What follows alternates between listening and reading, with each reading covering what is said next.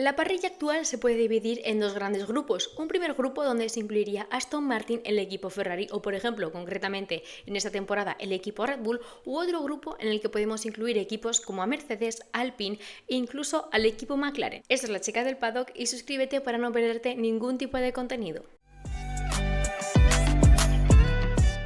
Para el episodio de hoy he pensado que podíamos hablar de las distintas maneras de trabajar que tiene un equipo respecto a otros. Para ello lo he dividido en dos grandes grupos. En un primer grupo podemos encontrar equipos como Aston Martin, Ferrari, incluso en esta misma temporada el equipo Red Bull, y luego tenemos un segundo grupo en el que se puede incluir al equipo McLaren, Mercedes y en esa temporada concretamente al equipo Alpine. Esta división viene dada por la manera de trabajar de cada grupo en diferente. Pues en primer lugar tenemos un primer grupo donde tenemos a equipos que lo suelen dar todo en la primera parte de la temporada, pero que se van desinflando a medida que pasan las carreras. Y luego tenemos a un segundo grupo que empieza una temporada terrorífica, que muchas veces ni suman puntos y luego acaban escalando a las posiciones que le corresponden. Ahora mismo, nada más empezar, quiero hacerte una apuesta. Quiero que en los comentarios me digas ahora mismo, nada más empezar, ¿qué grupo crees que trabaja mejor o qué manera de trabajar crees que acaba favoreciendo a cada uno de los equipos? Si dar el empujón al principio y acabar desinflándose a medida que se pone fin a la temporada, o ir poco a poco, empezar con un coche que no está realmente desarrollado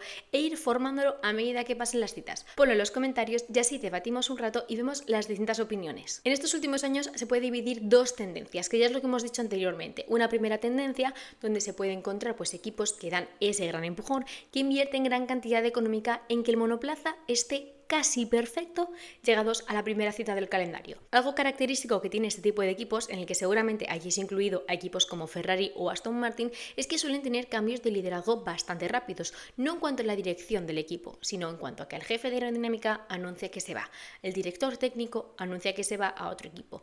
el cual le despiden. Suelen haber varios cambios, suelen haber varias personas que van rotando, no durante un año, pero sí durante 2-3 años, lo que al final acaba ralentizando el desarrollo del monoplaza a largo plazo. Al final siempre sabemos que, aunque estemos en la temporada 2024, los equipos están trabajando en la temporada 2025 e incluso la de 2026. Por lo que una persona, en este caso justo, que sea el jefe de rendimiento, el jefe de aerodinámica o el jefe de chasis, al final que acaba abandonando una persona o un trabajador de tal calibre, de tal responsabilidad dentro del equipo, acaba repercutiendo de manera negativa en el desarrollo del monoplaza de cara a los años siguientes. Son equipos que confían muchísimo en los datos del simulador, que muchas veces son correctos, pero no acaban de ser certeros al 100%. Pensar que son equipos que quieren llevar el coche casi a la perfección a las primeras citas del calendario, y a pesar de haber tenido esos 3-4 días de test, no acaban de conocer realmente cómo se comporta el coche en pista, por lo que en cierta manera están confiando ciegamente en los datos de un simulador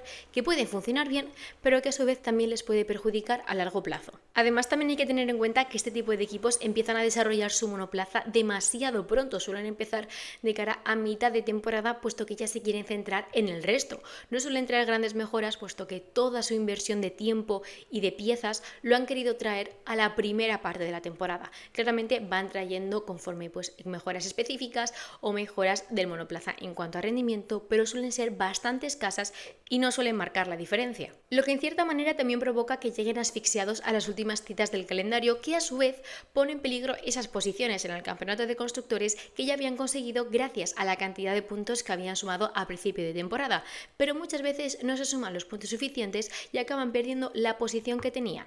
El segundo de los grupos, y al que a mí me gusta llamar Grupo Frankenstein, se pueden incluir equipos como McLaren, como Mercedes o como Alpine. Son el tipo de equipos que no traen el monoplaza totalmente desarrollado en la primera parte de la temporada, sino que prefieren ir poco a poco. E incluso muchas veces su propio monoplaza tiene piezas del monoplaza de la temporada anterior. Son un tipo de equipos que prefieren ir poco a poco, prefieren ver cómo va el monoplaza en los test, cómo se adecua a las características de X circuito, cómo se comporta el coche en X condiciones. Son equipos que acaban optimizando tanto los recursos como el tiempo como el dinero, puesto que saben con mayor certeza que los datos del simulador que esas piezas van a funcionar o se prevén que van a funcionar en las características de X circuito. Que no digo que no se fíen de los datos del simulador ni que lo utilicen, simplemente prefieren ver los datos en pista en diferentes condiciones climáticas, en diferentes condiciones de carrera, diferentes neumáticos, que son datos mucho más certeros o que están viendo ellos directamente que los que puede obtener un equipo en el simulador. Además, casualmente son un tipo de equipos que a principio de temporada ni se les nota en los medios.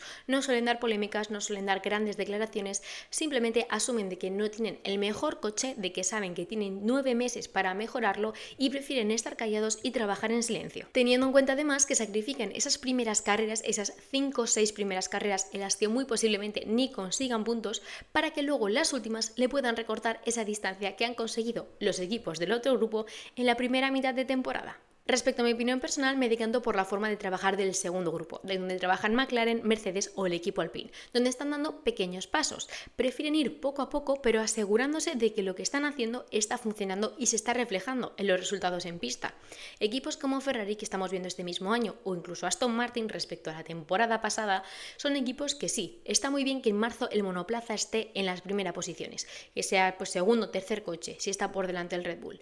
Pero si te descuidas y gastas gran partida de tu presupuesto en ese monoplaza de marzo, lo que va a pasar es que va a llegar septiembre, va a llegar octubre y ese monoplaza casi prácticamente va a estar en la novena, décima posición, dependiendo de dónde están el resto de los rivales. Una manera de trabajar que es arriesgada, pero que puede llegar a funcionar si en esa primera parte de la temporada haces las cosas bien, funciona la estrategia, los pilotos rinden, no hay accidentes y te permite sumar gran cantidad de puntos que luego de cara a esa segunda temporada muchísimo más débil para el monoplaza, te aseguras una posición en el campeonato de constructores. Sin embargo, uno de los puntos negativos que tiene este grupo Frankenstein, entre comillas, es que tienen que asegurarse 100%, tienen muy poco tiempo para desarrollar las piezas, teniendo en cuenta que se están basando en datos que están viendo en pista. Los del simulador claramente los tienen en cuenta, como ya hemos dicho antes, pero no suele ser su fuente principal. Son equipos que suelen tener grandes fábricas, sobre todo el equipo McLaren o el equipo Mercedes. Son equipos que además suelen tener gran capacidad de mejora, como es el caso de McLaren el año pasado e incluso de Mercedes esta temporada. Recordemos que llevan 2 victorias consecutivas,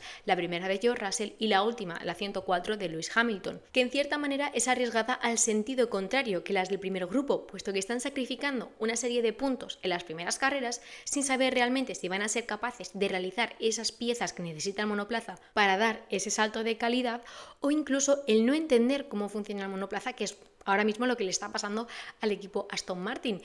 Así es como he dividido yo los equipos de la Fórmula 1 respecto a maneras de trabajar, pero me encantaría saber cómo lo percibes tú. Así que déjamelo en los comentarios y nos vemos en el siguiente episodio de La Chica del Paddock hablando del Gran Premio de Hungría.